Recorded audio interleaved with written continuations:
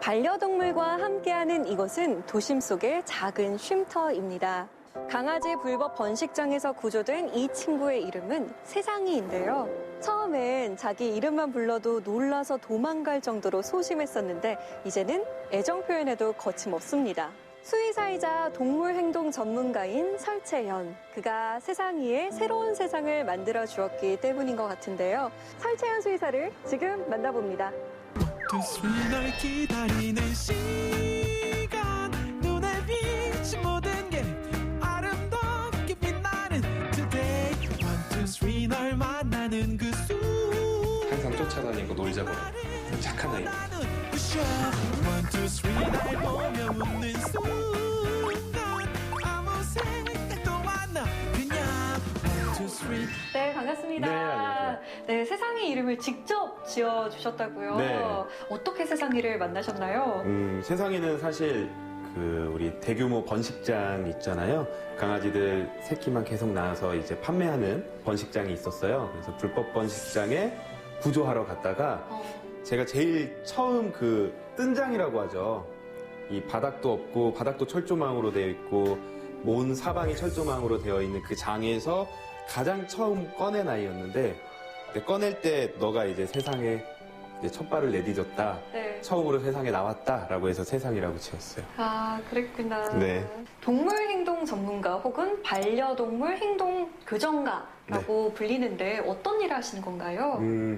우선은 제가 기본적으로 수의사잖아요. 그래서 네. 수의사를 하면서 느낀 게 이 아픈 아이들을 살리는 것뿐만 아니라 이게 보호자와 좀 잘 살게 하고 버려지지 않아서 안락사 당하지 않는 것도 이것도 수의사가 생명을 살리는 중요한 일이다라고 네. 생각을 했는데 이 조사를 하다 보니까 대부분의 버려지는 아이들의 한 60-70%가 문제 행동으로 버려지고 있는 거예요. 그래서 수의사로서 꼭 아픈 것뿐만 아니라 이런 문제 행동을 고쳐서 버려지지 않게 하고 뭔가 보호자와 반려견이 행복하게 살게 하고 우리의 그 목적, 보통 행복하게 살기 위해서 강아지를 키우잖아요. 네. 그 목적에 맞게 서로 행복할 수 있는 길을 제시해주는 사람이라고 생각을 하면 될 것 같아요. 자, 1000만이 넘는 반려동물 시대입니다. 반려동물과 함께 잘 행복하려면 이 반려동물을 잘 이해해야 할 텐데요. 오늘 강연에서 네. 그 이해하는 데 조금의 팁을 얻을 수 있을 것 같습니다. 감사합니다. 네.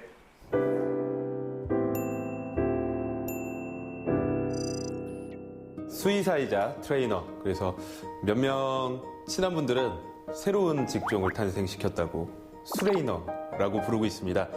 오늘 이제 반려동물 보호자와 어떻게 행복하게 살아야 하는가에 대해서 강의를 드릴 텐데요. 저는 모든 문제가 있을 때 항상 이렇게 물음표, 왜? 라는 질문부터 시작을 하는데 어렸을 적부터 꿈이 수의사였어서 수의대에 딱 들어가고 나니까 약간 좀 허망한 느낌도 들고 내가 다른 수의사들과 다른 어떤 것을 할 수 있을까라고 고민을 하다가 우리나라에 유기견이 너무 많고 매년 버려지는 유기동물 얼마나 될까요? 취재해봤더니 해마다 10만 마리가 넘는다고 합니다. 그리고 그 유기견들이 안락사 당하는 일들이 너무 많아서 거기에 대해서 궁금증을 가지게 되었습니다. 그리고 이런 정말 충격적인 조사 자료도 하나 보게 되었는데요. 반려견이 죽을 때까지 살았다는 가족은 저는 적어도 90%는 넘지 않을까라는 생각을 했었는데 단 12%, 100마리가 분양되거나 입양이 되면 그중에 12마리만 처음 만난 가족들과 평생 살다가 무지개 다리를 건너게 되고요. 나머지 88마리는 여러 집을 전전한다거나 아니면 버려져서 안락사를 당하고 있었습니다. 그래서 왜 그런지 또 궁금해졌어요. 당신이 개를 버린 이유는 무엇입니까? 라는 질문에 대해서 그 답변이 첫 번째가 이사를 가야 해서, 그리고 두 번째가 너무 짖어서, 세 번째가 배변 문제 때문에, 그리고 네 번째가 경제적 부담 때문에. 사실 이사를 가야 해서 저 같은 경우는 정말 이해할 수 없는 부분이지만 이건 사실 핑계에 불과하죠. 만약에 우리가 새 집으로 이사를 간다고 하더라도 짖지 않는다거나 집안을 망가뜨리지 않는다라고 한다면 이사를 간다고 해서 강아지를 파양한다거나 버릴 이유가 전혀 없는, 결국에는 행동 문제 때문에 버린다라는 핑계라고 생각을 하면 이 세 가지 이유들을 합치면 대략 60%가 넘는 강아지들이 결국 행동 문제로 버려지고 있었습니다. 예전에는 이 두 가지 단어 중에 제가 처음에 수의대를 들어갈 때까지만 하더라도 다 애완견. 사실 지금도 여러 기사나 가끔 어딜 가다 보면 아직까지도 애완견이라고 쓰는 곳이 있기는 하지만 대부분의 보호자분들 그리고 우리 국민들이 이제 반려견이라는 단어를 쓰고 있는데요. 우리가 왜 이제 애완견이라고 부르지 않고 반려견이라고 부르는지에 대해서 정확히 이해한다면 우리가 우리 아이들을 생각하는 방법이 조금 더 달라질 것 같아요. 애완견 할 때 애는 사랑애. 네, 여기까지는 아주 좋습니다. 그런데 완이 장난감의 완구, 애쓰는 완, 희롱할 완자인데요. 결국에는 애완견은 사랑하는 장난감이라는 뜻이죠. 근데 우리가 한번 잘 생각을 해보면 보는 사람만 행복하면 됩니다. 장난감이 행복할 필요는 없겠죠. 그러니까 결국 애완견이라는 뜻은 나만 행복하면 되는 장난감이라는 뜻이고요. 반려견의 반려라는 뜻을 파고 들어보면 짝반 짝녀, 그러니까 짝이 두 번이나 들어가는 진정한 짝이라는 뜻인데 사실 진정한 짝이라고 하면 우리 상대방도 행복해야죠. 그러니까 결국에는 보호자뿐만 아니라 강아지도 행복한 그런 아이들을 보고 우리가 반려견이라고 부르는데 사실 아직까지 우리나라에는 말만 반려견이고 애완견인 친구들이 훨씬 더 많습니다. 우리가 반려견이라고 부른다라고 하면 실제로 우리 아이들도 같이 행복하고 서로 행복할 수 있는 그런 아이들로 우리가 만들어줄 수 있어야지만 정말 부끄럽지 않게 반려견이라고 부를 수 있지 않을까라고 생각을 해요. 결국에 우리가 애완견과 반려견의 가장 큰 차이는 서로 행복한가인데 이 서로 행복하려면 결국 사람도 마찬가지지만 소통이 가장 첫 번째로 중요합니다. 근데 대부분의 우리 강아지와 반려견 사이에는 소통이 잘 안 되는 경우가 많아요. 특히 양방향 소통이 아니라 보호자가 계속 말만 하는 일방향 소통을 하는 경우가 많은데 그래서 우스갯소리로 이런 얘기도 있습니다. 우리나라의 많은 강아지들이 자기 이름이 안돼인 줄 알 거다. 우리가 항상 안 돼, 하지 마 이런 것만 하기 때문에 가장 많이 듣는 단어가 그거기 때문에 내 이름이 안돼인가? 라고 생각한다는 그런 우스갯소리도 있는데요. 이렇게 소통이 되지 않다 보니까 대부분의 보호자분들은 우리 개는 왜 항상 내 말을 안 듣지라고 생각을 하고 있고요. 그리고 우리 강아지들은 분명히 이렇게 생각을 하고 있을 거예요. 엄마 아빠는 왜 항상 화만 내지? 그렇기 때문에 이런 문제를 해결하기 위해서 가장 중요한 건 바로 교육입니다. 근데 많은 분들이 강아지들이 문제 행동을 보이면 그래 너가 교육받아야지 너가 훈련받아야지라고 생각을 하는데 그보다 더 중요한 건 우선 보호자가 이 아이들의 감정이 어떤 감정이 있고 그리고 어떤 언어를 쓰고 어떻게 배우는지 알아야지만 우리 아이들을 교육하고 서로 소통이 될 수가 있습니다. 그 중에 가장 중요한 게 보호자들이 가장 먼저 알아야 될 게 이거예요. 네, 감정. 우리 반려견들이 어떤 감정을 가지고 있는지 알아야지만 소통을 할 수 있고 행복한 삶을 살 수 있습니다. 이 표는 미국의 스탠리 코렌 박사가 연구한 것을 말씀하신 내용인데요. 강아지들 같은 경우에는 사람으로 봤을 때 감정적인 부분에서 30개월, 2년 반 정도에서 멈춘다라고 생각을 하시면 됩니다. 그러니까 우리가 강아지를 키운다라는 건 15년에서 20년 동안 30개월 사람 아이, 그러니까 우리나라 나이로 보면 3, 4살짜리 아이를 15년에서 20년 동안 키우는 거라고 보시면 되는데요. 그렇기 때문에 지금 왼쪽에 있는 부분은 강아지들이 가지고 있을 가능성이 높은 감정들이고요. 오른쪽에 있는 부분은 강아지들이 가지고 있지 않을 가능성이 높습니다. 보면 흥분, 스트레스, 만족감, 혐오감, 불안, 화남, 즐거움, 의심, 사랑 같은 경우는 강아지들이 가지고 있을 가능성이 상당히 높고요. 부끄러움, 자신감, 죄책감, 경멸감 같은 감정은 가지고 있지 않을 가능성이 훨씬 더 높습니다. 근데 좀 신기한 게 하나 있어요. 네, 죄책감. 많은 분들이 그런 얘기 하시거든요. 우리 아이는 자기가 잘못한 줄 알아. 네, 사실 우리 반려견들은 자기가 뭘 잘못했는지 모릅니다. 가끔 이렇게 불쌍한 표정을 짓는 경우들이 있어요. 보호자분들이 세게 혼내면 막 되게 장화시는 고양이 표정을 지으면서 내가 뭔가 잘못한 걸 안다는 표정을 짓는 경우들이 있는데 그건 사실 정확히 내가 무엇을 잘못했는지 아는 것이 아니라 내가 뭘 잘못했는지는 모르겠지만 이런 표정을 지으면 우리 엄마 아빠가 우리 보호자가 빨리 넘어가 라고 생각을 하게 되는 거죠. 그리고 이런 죄책감이 없으니까 또 뭐가 없을까요? 복수심이 없습니다. 근데 많은 보호자분들은 내가 뭘 잘 안 해줘서 이 친구들이 나한테 복수도 한다 라고 생각을 하지만 이거는 상당히 잘못된 생각입니다. 우리가 이렇게 강아지들의 감정이 있는데요. 이 감정에 대해서 이해하지 못하고 의인화하는 경우들이 많아요. 강아지들이 복수를 한다고 느끼는 가장 큰 이유 중에 하나가 이 분리불안을 가진 강아지들인데요. 분리불안이라고 하면 혼자 있는 것을 참지 못하고 불안해하는 아이들이에요.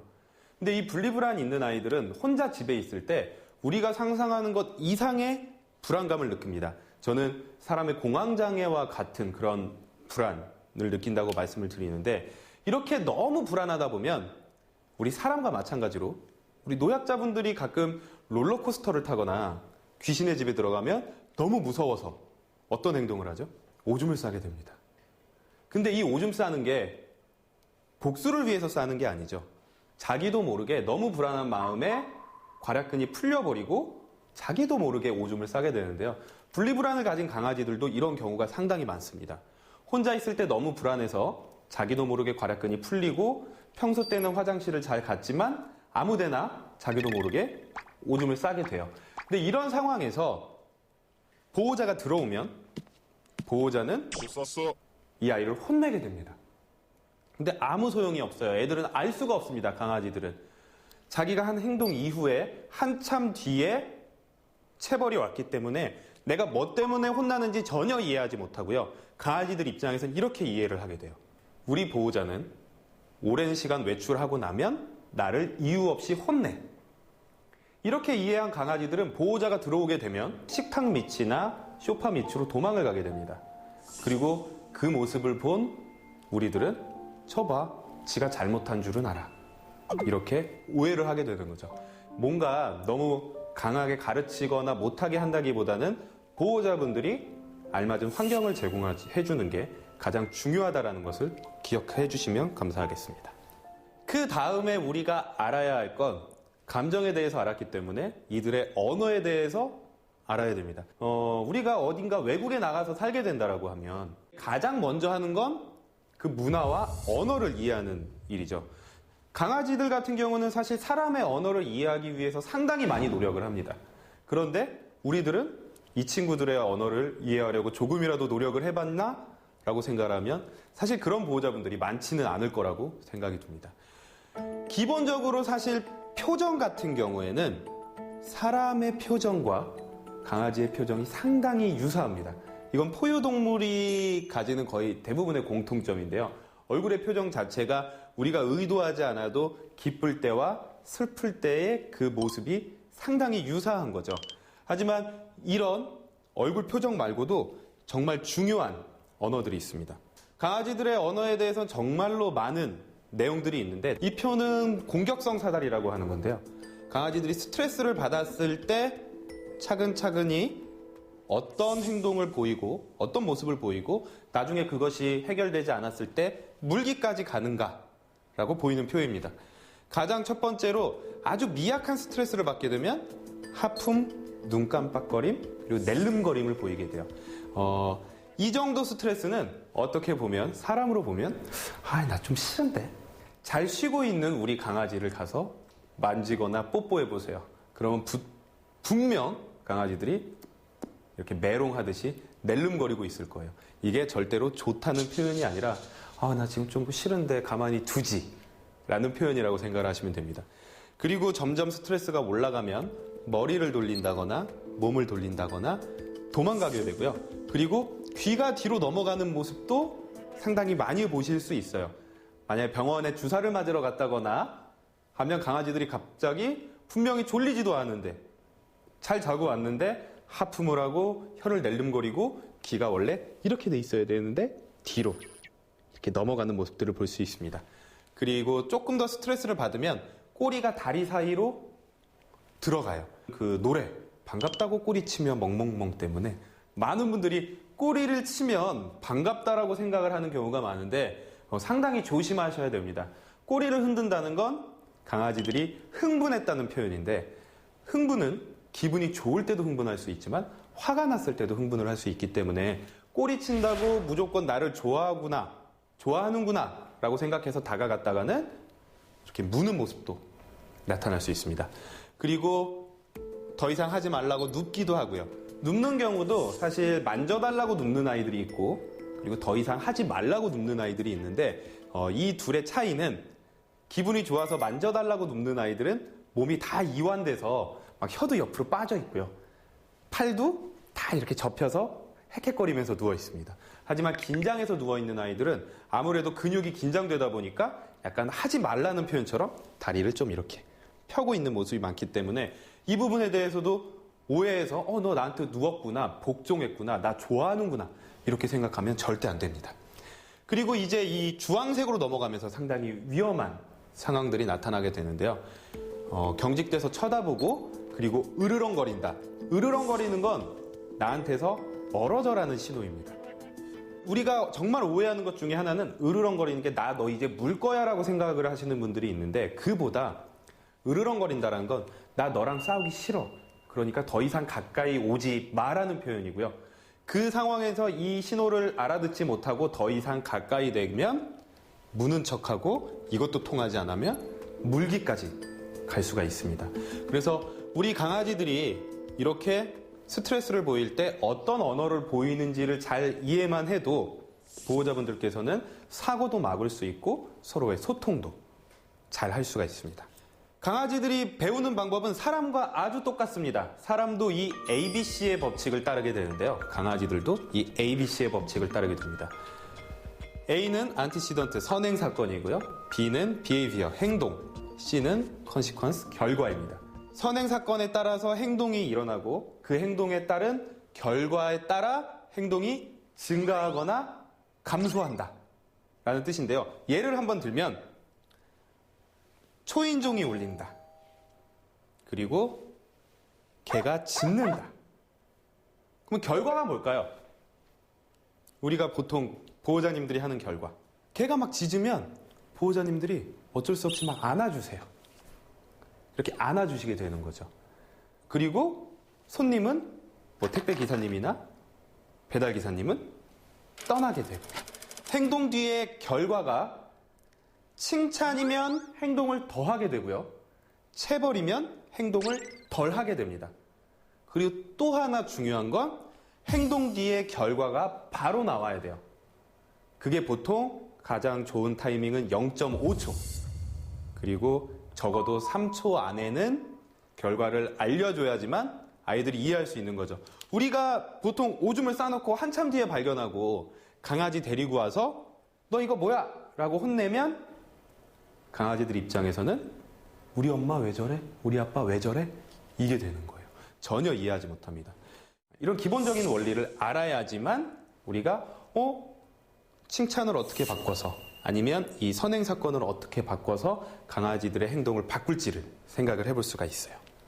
방금 설명드렸듯이 우리가 강아지들은 사람과 똑같이 이렇게 ABC의 원리로 ABC의 법칙으로 배우게 되는데 그동안 많은 사람들이 개가 사람을 무는 건, 심하게 짖는 건, 산책할 때 개가 앞서가는 거, 붕가붕가 하는 거, 사료 안 먹는 거 다 뭐 때문에라고 얘기했죠? 서열 때문이라고 얘기를 했습니다. 근데 앞에서 설명드렸듯이 강아지들은 사람으로 보면 3, 4살 정도의 생각을 가지고 있어요. 개가 산책할 때 나보다 앞서가는 걸 보고 너 나보다 서열이 높아 이렇게 얘기하는 건 3, 4살 아이와 놀이공원에 갔는데 그 아이들이 나보다 앞으로 뛰어간다고 해서 내 아들이 나보다 서열이 높네 이렇게 얘기하는 것과 똑같습니다. 그래서 이 절대로 서열 문제가 아닌데요. 이 알파독 이론이라는 것 때문에 그래요. 알파독 이론은 아주 예전에 늑대 무리에서 정말 가장 힘이 강력한 아이가 모든 자원을 먼저 취하고 항상 그 늑대 위주로 상황이 돌아간다라고 하는 그게 알파독 이론이고 개는 늑대 후손이기 때문에 개들도 서열이 강하게 있을 거고 보호자가 서열이 높아지면 모든 문제는 해결된다라는 건데요. 이게 정말 잘못된 내용입니다. 심지어는 이 알파독 이론을 만드신 분이 나중에 죽기 전에 아이고 내가 잘못 생각했다. 잘못 얘기했어. 라고 하고 돌아가셨는데 그럼에도 불구하고 우리 사람들은 걔는 맞아야 돼. 걔는 때려야지 말을 잘 들어. 이러면서 아직까지도 이 알파독 이론을 얘기를 하고 있습니다. 사실 강아지들도 서열이 있습니다. 서열이라고 하는 것은 사실 자원에 대한 우선 접근 권한인데 만약에 개가 나보다 서열이 높다라고 한다면 어떤 행동을 해야 되냐면 내가 밥 먹는데 나를 물고 쫓아내고 자기가 먹어야죠. 자기 사료보다 훨씬 더 맛있는 밥을 먼저 먹고 있는데 그런 개들은 없습니다. 실제로 전 세계의 많은 행동학 전문가들이 서열 이론은 잘못된 것이다 라고 얘기를 하고 있고요. 개들끼리는 어느 정도의 유연한 서열이란 뭐냐면 가장 힘센 동물이 모든 것을 먼저 하는 게 아니라 상황별로 바뀌는 서열. 마치 저 같은 경우에 중고등학교 때 축구를 하면 축구를 제일 잘하는 친구가 리더가 되고 조별과제를 하면 공부를 제일 잘한다거나 PPT를 제일 잘 만드는 친구가 리더가 되듯이 이렇게 상황별로 바뀌는 서열을 가지고 있고요. 우리가 생각하는 것처럼 힘이 세면 모든 게 다 해결된다. 이건 서열이 아니라 그냥 공포심을 유발해서 학습성 무기력증이라고 합니다. 공포심을 유발해서 아무것도 안 하게 만드는 방법이고 이런 방법을 쓰실 거면 저는 강아지는 키우지 마세요 라고 말씀을 드리고 싶습니다. 그래서 체벌이 안 되는 이유가 되게 여러 가지가 있어요. 우선 첫 번째로 동물에게 어떤 행동이 올바른 행동인지 알려주지 못합니다. 우리가 사람 아이들 교육을 할 때도 만약에 체벌을 하면 이게 왜 잘못됐고 이 행동 대신에 어떤 행동을 해야 되는지 꼭 알려주라고 얘기를 하는데요. 우리는 강아지들한테 체벌을 하면서 이런 걸 알려줄 수 있는 방법이 없습니다. 잘못 체벌하게 되면 그냥 오해만 쌓이게 되는 거예요. 아까도 말씀드렸지만 일이 일어난 즉시 할 때만 효과가 있습니다. 체벌을 하려면 잘못된 행동을 하자마자 3초 이내에 그 체벌을 해야 되는데 이게 정말 어려워요. 칭찬을 할 때는 뭐 가끔 까먹어도 칭찬할 때마다 효과가 있지만 그 다음번이 정말 중요한데 나쁜 행동을 할 때마다 가해줘야 됩니다. 내가 기분이 좋을 때는 넘어가고 그리고 기분이 나쁠 때만 혼내고 이런 방법을 쓰면 정말 안 좋은 부작용이 나타나는데 그 이유가 사람과 동물이 모두 좋아하는 게 하나 있어요. 도박입니다. 그래서 도박의 법칙이 뭐냐면 매번 보상을 받는 것보다 언제 보상을 받는지 모를 때 내가 이걸 언제 성공할 수 있지 모를 때 더 그 행동에 빠져든다는 게 도박의 법칙인데요. 예를 들어서 쓰레기통을 뒤지는 강아지가 있어서 쓰레기통을 뒤질 때마다 보호자들이 안 돼 하면서 혼냈어요. 아니면 뭐 체벌을 가했어요. 근데 어느 날 보호자가 없을 때 이 강아지가 쓰레기통을 뒤져서 닭다리 하나를 꺼내 먹었다. 그러면 그동안 실패했다 한 번 딱 성공을 하게 되면 그 희열에 더 빠지기 때문에 그 나쁜 행동을 더 하려고 든다는 거죠. 그러니까 체벌은 매번 안 된 잘못된 행동을 때마다 우리가 해줘야 되는데 거의 불가능하다고 보시면 됩니다. 그리고 당연히 육체적인 가해를 주고 스트레스를 높입니다. 그리고 인간 동물 유대감에 손상을 주기 때문에 저는 차라리 그런 분이라면 그런 생각을 가진 분이라면 처음부터 반려견, 강아지를 키우지 않으시는 게 좋다고 꼭 강조드리고 싶습니다.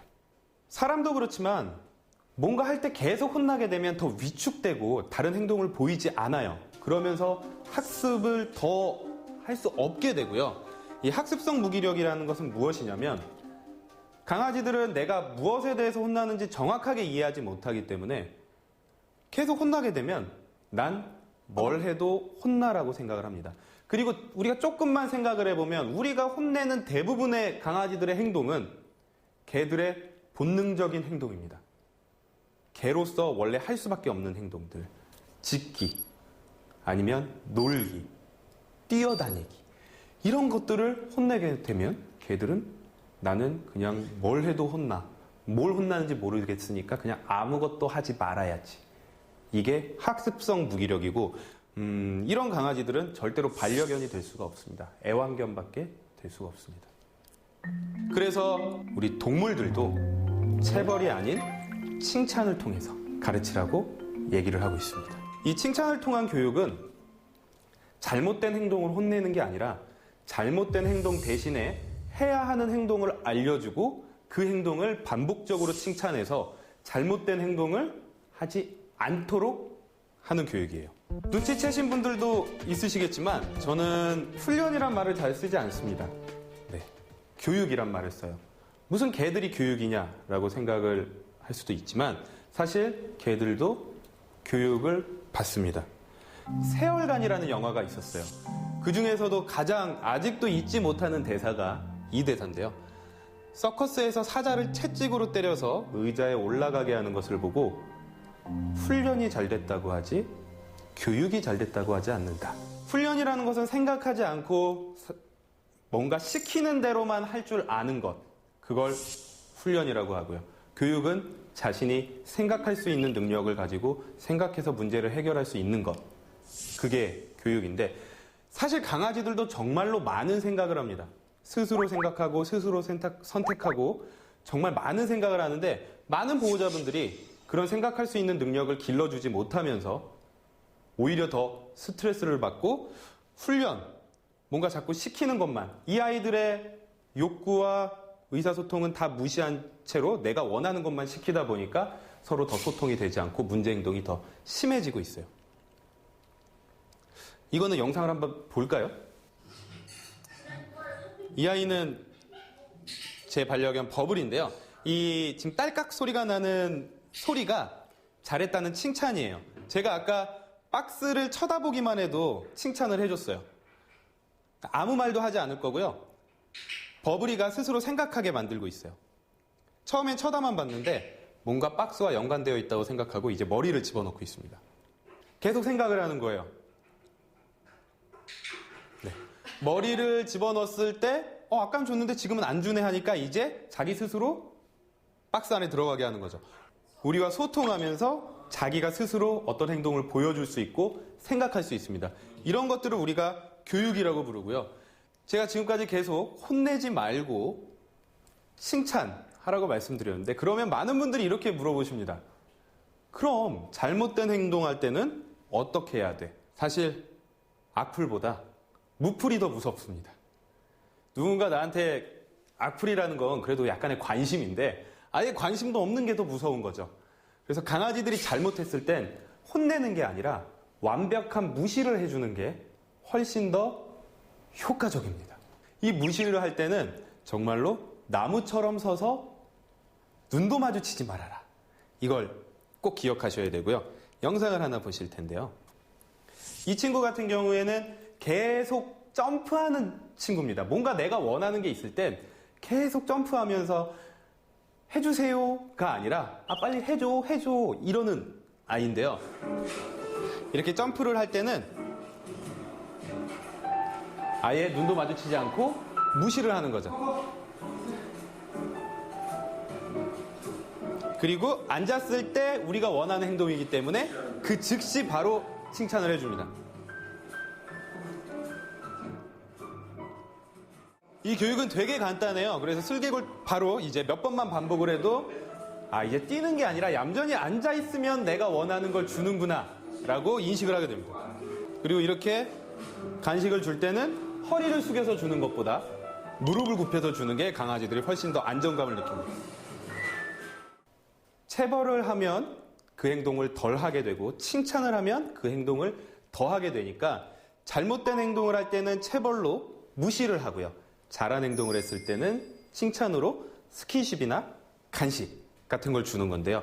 반려견이 행복하기 위한 5가지 원칙이 있습니다. 첫 번째가 부적절한 영양관리로부터의 자유, 두 번째가 불쾌한 환경으로부터의 자유, 세 번째가 신체적 고통으로부터의 자유. 근데 많은 분들이 5개 중에 이 3개까지는 많이 지켜주십니다. 좋은 사료 주려고 하시고요.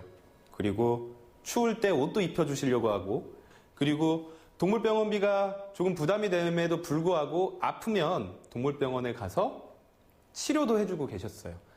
근데 이제 정말 더 중요한 건 이 4번째 정신적 고통으로부터의 자유와 5번째 자연스러운 본능을 발휘하며 살 수 있는 자유. 이것이 충족되어야지만 저는 실제로 반려견이다 라고 얘기를 합니다. 제가 행동학 공부를 처음 시작하면서 강아지에 대한 입장을 처음 역지사지로 생각을 해보게 되었는데요. 가장 처음에 이런 생각이 들었어요. 내가 개라면 난 벌써 미쳤겠다. 제가 어렸을 때 봤던 영화 중에 올드보이가 가장 먼저 떠올랐습니다. 자기 의사대로 나가고 싶을 때 나갈 수 있는 것도 아니고요. 내가 혼자 TV를 보고 싶다고 TV를 볼 수 있는 것도 아니고, 책을 볼 수 있는 것도 아니고, 핸드폰을 볼 수 있는 것도 아니에요. 하루 종일 갇혀 있다가 그나마 행복하다는 강아지들이 하루에 30분에서 1시간 정도 보호자와 외출하는 거죠. 이 4, 5번을 해결해 주기 위한 가장 간단하고 좋은 방법이 이 산책입니다. 행동 전문가들은 항상 그렇게 얘기하거든요. 피곤한 개가 행복한 개다. 우리는 사람은 안 피곤하고 싶지만 사실 일이 있기 때문에 그렇게 생각을 하는 거고요. 우리나라 반려견들은 너무 일이 없어서 불행합니다. 아무것도 하지 않고 가만히 있으면 사람들은 아마 개들보다 훨씬 더 빨리 미쳐버릴 거예요. 그렇기 때문에 산책을 나가서 냄새도 맡게 해주고 할 수 있는 일들을 제공을 해줘야 되고요. 또 하나 의학적으로 본다면 사람도 마찬가지지만 밖에 나가서 햇빛을 받으면서 걸어야지만 이 만족감을 주는 신경 전달 물질인 세로토닌이 나오게 됩니다. 이건 강아지들도 마찬가지고요. 세로토닌이 낮은 동물들은 공격성이 증가하고 절제력이 부족하고 불안을 더 많이 느끼며 식욕이 아주 많이 증가할 수도 있습니다. 결국에 산책을 통해서 이런 세로토닌이 증가하게 되면 마음의 만족감이 많아지고 문제 행동도 줄어들게 되는 거죠. 산책할 때 많은 분들이 좀 문제점을 느끼시는 분들이 있어요. 근데 가장 먼저 왜 어떤 감정을 가지고 그런 모습을 보이는지 확인을 해야 되는데요. 첫 번째가 두려움, 그리고 두 번째가 화남, 세 번째가 갈등입니다. 그러니까 간단하게 말하면 저리 가, 싸우자, 놀자 라는 감정으로 다른 강아지나 사람에게 공격적인 모습이나 흥분된 모습을 보이게 되는데요. 이렇게 된 이유는 가장 먼저 사회화입니다. 사실 강아지들한테 가장 중요한 시기는 2개월부터 4개월까지 딱 이 2개월이에요. 이때 정말 많은 것을 경험한 아이들은 평생 동안 이건 괜찮은 거야, 재밌는 거야, 좋은 거야 라는 생각을 가지게 되는데, 이 시기에 집에만 있는 아이들은 자신의 세계가 집과 가족으로 갇혀버립니다. 그리고 나중에 산책을 나왔을 때 다른 대상들은 다 두려운 존재, 무서운 존재라고 느끼게 되면서 아까 보셨던 싸우자나 저리 가라는 표현을 하게 되는 거죠. 그리고 두 번째로는 이 산책줄 때문에 이런 모습을 보이는 경우가 상당히 많습니다. 이건 보호자의 잘못도 상당히 많은데요. 예시를 하나 드리자면 우리가 오늘 배운 내용들 중에 강아지들의 언어가 있어요. 근데 강아지들도 어떤 강아지는 좋아하고 싫어할 수 있습니다. 근데 분명히 산책을 나갔는데 강아지가 나 쟤 싫어, 무서워 라고 계속 표현을 하는데도 강아지의 언어에 대해서 전혀 모르는 보호자들은 어떻게 하셨나요, 그동안? 친구 하면서 계속 만나게 해요. 얘는 싫다라고 하는데 엄마한테만, 아빠한테만 친구라고 하면서 만나게 해주면 우리 반려견들은 두 가지를 배우게 됩니다. 밖에서 우리 보호자는 내 말을 전혀 들어주지 않고 내가 싫은 걸 자꾸 만나게 하려고 해. 그러면 신뢰감이 깨지게 되겠죠.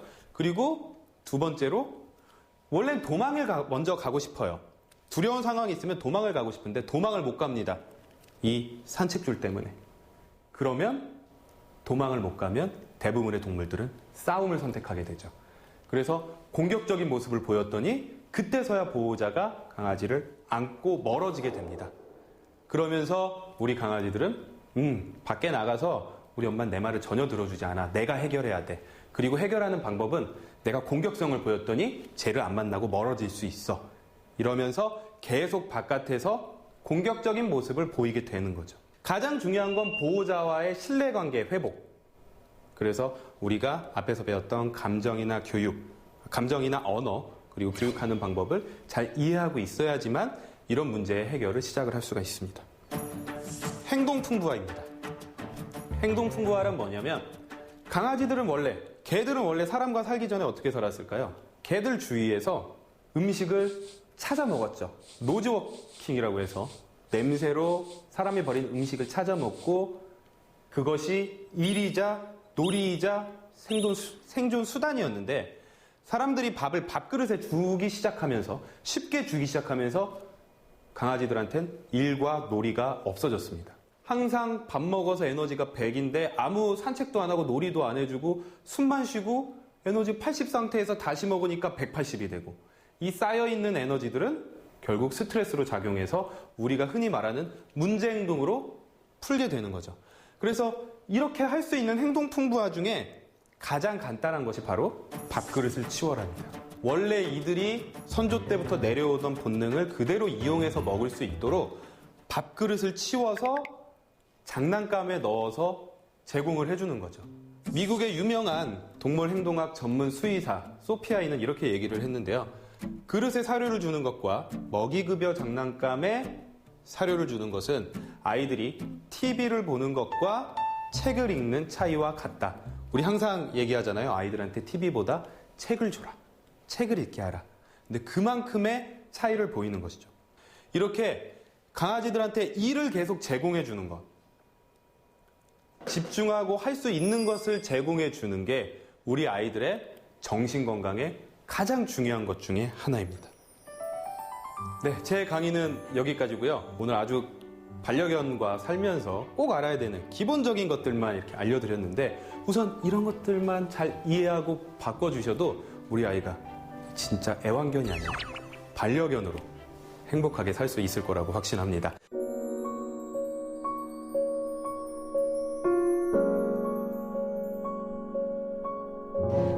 잘 들었습니다. 네. 과연 우리는 지금 반려동물과 함께 살 준비가 되어 있나라고 곰곰이 생각하게 만드는 시간이었어요. 얼마 전에 농림축산식품부에서 이 반려동물 보유세를 추진한다라는 뉴스가 나왔거든요. 네. 선생님은 세금 부과에 찬성한다라는 입장이라고 들었는데요. 네네. 저는 우선 세금을 내는 것에 대해서는 상당히 찬성을 하는 편인데 우선 첫 번째 전제 조건이 이 금액 자체가 모두 동물을 위해 쓰여야 한다. 그동안 사실 이런 강아지 운동장이나 이런 거를 만들고 싶어도 항상 이렇게 반론에 부딪혔던 것 중에 하나가 왜 우리 세금으로 동물을 위한 걸 만드느냐라는 이제 비반려인 분들의 입장에서는 이해할 수 있는 내용이죠. 그런 반론이 많았거든요. 근데 하지만 우리가 만약에 세금을 낸다라고 하면 이 돈으로 조금 더 편하게 이런 동물들을 위한 시설도 만들 수 있고요. 그리고 유기견 보호소도 조금 더 좋아질 수 있고요. 그리고 두 번째는 좀 이제 금액 자체가 너무 크지 않아야 된다. 예를 들어서 지금 독일 같은 경우에는 범위로 보면 한 3만 원에서 100만 원까지 차이가 나긴 하는데 평균적으로 1년에 한 15만 원 정도를 내고 있거든요. 네. 우리나라는 한 5만 원에서 10만 원 정도라면 괜찮지 않을까라고 생각을 해요. 네. 그리고 또 많은 분들이 이렇게 세금을 매기면 강아지를 버리지 않을까라는 걱정을 하시는데 저는 그 부분 때문에 더 세금을 내야 된다고 생각을 해요. 오히려요? 네. 이제부터라도 그 돈이 아까워서 강아지를 키우지 못할 거라는 생각을 하는 사람들이 키우지 않았으면 좋겠어요. 네. 네, 오늘 사세계 공동체 여러분이 보내주신 영상이 있습니다. 반려견의 문제 행동을 담은 영상인데요. 함께 보실까요? 이름은 또리, 4살 20kg입니다. 또리가 2-3달 전부터 산책할 때 남의 개똥을 찾아 먹습니다. 워낙에 바닥에 떨어진 사료나 뼈다귀 등 잘 주워 먹곤 했는데 그 과정에 탈이 난 적은 없고요. 갑상선 호르몬 저하로 1달 전부터 약을 복용 중입니다. 혹시 체중 유지 사료인 힐스 메타볼릭을 6개월간 먹였는데 배가 고파서 그런 걸까요? 또 주워 먹으면 혼내는데도 무서워하지 않습니다. 놀이로 여겨서 그런 걸까요? 일산에서 홍상희 씨가 보낸 사연입니다. 아유 귀여워. 완전 신났네요. 먹었나 봐요. 어우 맛있어. 어우 맛있어. 선생님 지금 네. 또리가 어떤 상황인가요? 자신의 분변이나 다른 동물의 분변을 먹는 증상을 우리가 식분증이라고 얘기를 하는데 이 식분증의 원인은 되게 여러 가지가 있어요. 근데 지금 말씀하신 거 들어보니까 다이어트 중인 것 같아요. 사료도 네. 다이어트 사료거든요. 아 그래요? 네, 아무래도 이렇게 다이어트 중엔 사람도 그렇지만 되게 좀 배고픈 감정이 생기게 되고요. 네. 밖에 나갔을 때 가뜩이나 막 여러 가지 냄새 나서 재밌는데 특히 이 고양이들이 똥을 싸놓으면 강아지들이 정말요? 네, 상당히 좀 약간 별미로 생각을 하는 경우들이 있어요. 그래서 어렸을 때부터 그런 게 아니라 갑자기 분변을 먹기 시작했다라고 하면 그런 식욕을 높이는 질병이 있는지도 먼저 병원에서 확인을 해봐야 될 것 같고요. 그리고 두 번째로는 너무 급하게 다이어트를 하고 있지 않나. 좀 천천히 가야 네, 일주일에 한 목표를 체중의 2% 정도 감량되는 것을 목표로 가야 되는데 이것보다 너무 많이 하다 보면 또 아이들이 스트레스를 받고 산책할 때 이런 맛동산을 찾아먹는 행동을 할 수가 있습니다. 어쩔 수가 없는 면도 있습니다. 근데 먼저 아까 제가 말씀드린 것처럼 너무 다이어트가 심하지 않은지 그리고 혹시 뭐 부신피질 기능 항진증이라던가 식욕을 증가시킬 수 있는 질병이 있지는 않은지를 먼저 확인해 보는 게 가장 좋을 것 같아요. 1살 된 강아지 덕배입니다. 1인 가구라서 가족처럼 지내고 싶어서 덕배와 살기 시작했습니다. 그런데 사람 곁을 떠나려고 하지 않습니다. 조금만 떼어 놓으려고 해도 떼를 씁니다. 출근할 때 데리고 갈 때도 있습니다. 덕배를 잘 떼어 놓고 출근할 수 있는 방법은 없을까요?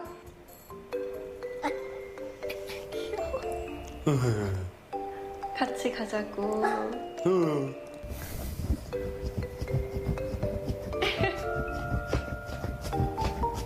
지금 덕배는 굉장히 안달이 난 것 같아요. 나를 네. 데려가라라고 네. 한 것 같은데 어떻게 해야 되나요? 이런 경우에는. 사실 가장 좋은 보호자는 항상 같이 있어주는 보호자예요. 네. 그렇죠. 아까 제가 강의할 때 강아지들 한 몇 살이라고 말씀드렸죠? 3-4살이요. 그렇죠. 사실 우리가 3-4살짜리 아이들을 혼자 놓고 사람 아이들은 잘 놓고 다니지 않잖아요. 뭔가 어린이집에 맡긴다거나 항상 나랑 같이 다닌다거나. 그래서 거의 이 정신연령 자체가 사람으로 보면 3-4살이기 때문에 혼자 있는 걸 잘 참는 아이들이 사실 대단한 거라고 저는 생각을 해요. 그래서 같이 다녀줄 수 있으면 같이 다니는 게 가장 좋고요. 네. 그게 아니라고 한다면 우리가 요즘은 강아지들도 유치원도 있어요. 그래서 유치원 같은 것들을 좀 이용하는 것도 괜찮고 근데 또 어쩔 수 없이 떨어져야 되는 시간들이 있어요. 네. 근데 그런 것들을 위해서 교육도 좀 해야 됩니다. 그렇죠. 보호자와 떨어질 수 있는 교육, 안정화 교육 같은 것들이 있는데 그걸 차근차근히 해서 아직 조금 어려 보여요. 그래서 네. 지금부터라도 보호자와 한 발자국, 두 발자국 떨어져 있는 연습을, 교육을 차근차근히 해주셔야 될 것 같아요.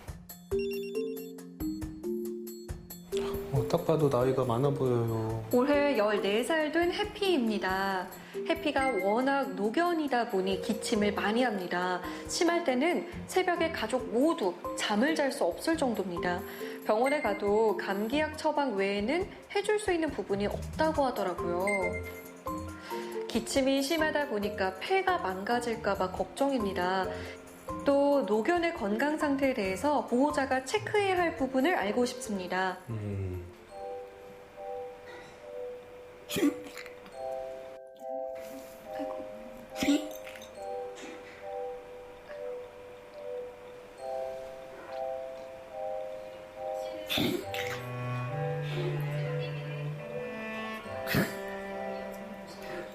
보니까 해피는 지금 앉아있는 것도 좀 힘겨워하는 것 같아요. 네. 이게 사실 이제 노견들도 사람이랑 똑같아요. 강아지들도 사람이 걸리는 대부분의 질병들이 걸리고요. 14살이라고 하면 사람으로 보면 거의 뭐 90살. 네, 우리가 100세를 기준으로 봤을 때 거의 90. 막 이렇게 된 나이기 때문에 아픈 곳이 없을 수가 없죠. 네. 지금 눈도 이제 실주들이 잘 걸리는 건성각결막염이라고 해서 눈도 많이 안 좋아진 상태고 전체적으로 이렇게 기력이 많이 쇠한 상태로 보이는데요. 가장 의심되는 거는 심장병 아니면 이 기도가 좀 좁아져 있을 것 같아요. 그래서 이 부분에 대해서도 꼭 한번 체크를 해보셔야 될 것 같고요. 그리고 그나마 좀 이런 기침을 줄일 수 있는 방법은 첫 번째로 살이 쪄 있다라고 한다면 다이어트를 좀 해야 되는데 살은 안 쪄 있어 보이고요. 가습기 되게 중요해요. 가습기요? 네, 사람이랑 똑같이 네 이런 약물 처방이랑 가습기 같이 이렇게 해서 좀 기침을 줄여줄 수 있을 것 같고요. 노령견 아이들 같은 경우에 우리가 체크해봐야 될 게 사실 건강검진 사람이랑 똑같이 건강검진이 가장 중요하고요. 그리고 행동학적으로는 강아지들도 치매에 걸려요. 네, 저희 첫 아이도 치매 때문에 많이 고생을 했었는데 치매에 걸리기 때문에 몸이 많이 쇠약했다고 너무 그냥 집에만 있기보다는 밖에 나가서 여러 가지 냄새도 맡고 바람도 맡고 오히려 집 안에 있는 것보다 집 그렇죠. 밖에 나가서 좀 공기도 쐬고 네. 냄새도 맡고 이런 게 훨씬 더 좋군요. 자극을 주니까. 우리 어르신분들 치매 예방하기 위해서 네, 고스톱 맞아요. 치시잖아요. 네. 그런 것처럼 강아지들도 밖에 나가서 오히려 소리도 듣고 약간의 스트레스도 좀 받고 해야지만 치매도 예방이 됩니다. 아까 덕배처럼 1인 가구가 강아지를 키우는 경우가 요즘 점점 많아지는데 네. 혼자 아이를 둘 때 라디오를 틀어놓고 나가면 아이에게 도움이 된다. 그래서 라디오를 많이 틀어놓고 나가더라고요. 네. 근데 저는 이게 실제로 도움이 되는지 늘 궁금했거든요. 저는 라디오보다는 차라리 이런 백색 소음이라고 하죠. 빗소리나 파도 소리 같은 걸 틀어주고 나가는 걸 더 추천드려요. 근데 라디오 같은 경우는 오히려 푹 쉬고 있을 때 조금 신경이 쓰일 수도 있고요.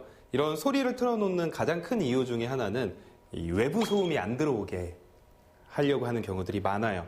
그러니까 강아지들이 혼자 있을 때 소리에 민감한 동물이기 때문에 잘 쉬고 있는데도 가끔 좀 불안한 감정을 느끼는데 밖에서 소리가 나면 엄마 왔나? 아빠 왔나? 이러면서 다시 불안해진다거나 아니면 깜짝 놀라서 잘 쉬고 있다가 불안해지는 경우들이 많이 있거든요. 그래서 오히려 라디오처럼 막 이렇게 사람 소리 나오는 것보다 우리 사람들도 이런 파도 소리, 빗소리 들으면 마음이 안정된다고 하잖아요. 이런 백색 소음을 틀어주는 게 훨씬 더 효과적입니다. 네, 오늘 강연과 상담 정말 감사했습니다. 고맙습니다. 네, 감사합니다.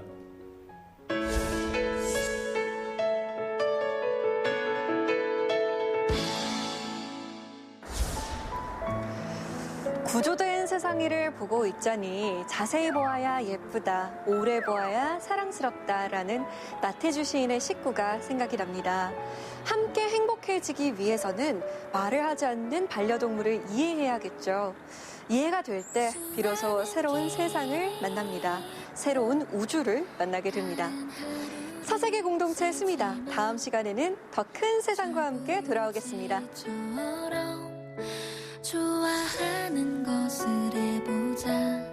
때로는 흔들리고 우울할 때도 있지만 서로 의지하며 오늘도 행복하자.